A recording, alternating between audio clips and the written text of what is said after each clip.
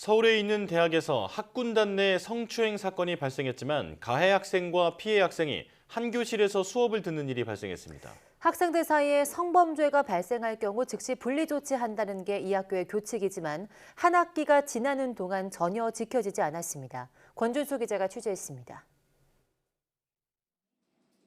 대학교 4학년인 이 여학생은 올해 2학기가 시작되면서 끔찍한 기억을 떠올려야 했습니다. 여름방학 때 자신을 성추행한 학군단 동기 남학생이 버젓이 교실에 앉아 있었기 때문입니다. 학과까지 갔다 보니 무려 4개월 동안 두 과목이나 한 공간에서 수업을 들어야 했습니다.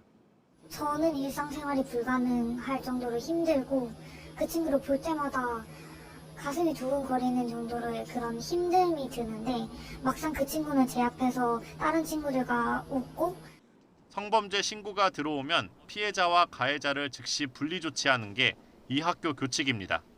이를 근거로 학교에 분리 조치를 요구했지만 어쩐 일인지 즉시 이뤄지지 않았습니다. 가해 남학생이 성추행 사실을 인정하고 사과 메시지를 보냈다는 정황을 학교 측에 제출했는데도 소용없었습니다. 최근에 평가를 적었는데 이제 희망 평가를 적었는데 겹치는 평가가 있더라고요. 근데 그러다 보니까 이게 제대로 진행되지 않았을 때는 이제 저는 제 꿈까지 포기할 생각까지 하고 있기 때문에 사건을 어떻게 처리할지 논의하는 학교 차원의 회의도 신고가 들어간 지 2달이나 지나서야 이뤄졌습니다. 학교 스스로 교칙을 어긴 셈이지만 학교 측은 어쩔 수 없었다는 입장만 되풀이합니다. 분리 조치를 하더라도 대체할 수 있는 수업이 마땅치 않았다는 겁니다. 경찰 수사 결과로 혐의점이 충분히 밝혀지기 전까진 남학생의 수업권도 보장해야 한다며 가해 학생을 옹호하는 듯한 모습도 보였습니다.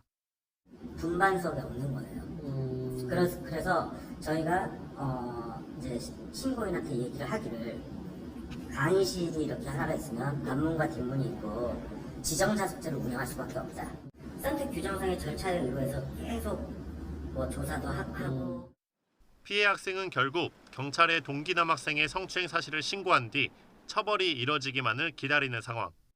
최근 경찰은 A씨의 학군단 동기인 20대 남성 B씨를 강제추행 혐의로 검찰에 넘겼습니다. 하지만 아직 가해 남학생에 대한 징계위원회도 열리지 않고 있어 피해 여학생은 학교 차원의 적절한 보호도 받지 못한 채 졸업을 눈앞에 두게 됐습니다. YTN 권준수입니다.